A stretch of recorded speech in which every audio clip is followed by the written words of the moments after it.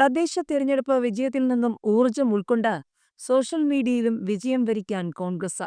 കെപിസിസിക്കും യുഡിഎഫിനും ശക്തമായ സാമൂഹിക മാധ്യമ ശൃംഖല സൃഷ്ടിക്കാനാണ് പരിപാടി. നേതാക്കൾക്ക് ആരാധകരും ഫോളോവർമാരുമുണ്ടെങ്കിലും പാർട്ടിക്കും മുന്നണിക്കും സാമൂഹിക മാധ്യമ വിഭാഗം ഇപ്പോഴും ശക്തമല്ല. നേതാക്കളുടെ പേജുകൾ കൈകാര്യം ചെയ്യുന്നവരെ ഏകോപിപ്പിച്ച് ഇത് പ്രാവർത്തികമാക്കാനാണ് തീരുമാനം. കെപിസിസി ഡിജിറ്റൽ മീഡിയ സെല്ലിന്റെ ചെയർമാനായി ഹൈബി എംപിക്ക് നവംബറിൽ ചുമതല നൽകിയിരുന്നു.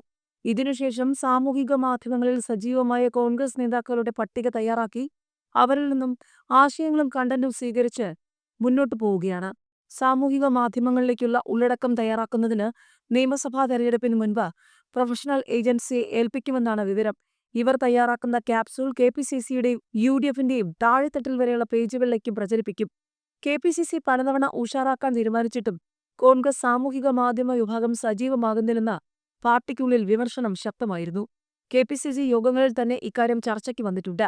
ഡിജിറ്റൽ മീഡിയ സെല്ലിന് താഴെത്തട്ടുവരെ ഘടകങ്ങൾ ഉണ്ടാക്കാൻ പോലും കഴിയാത്തതായിരുന്നു വിമർശനങ്ങളുടെ കേന്ദ്രബിന്ദു.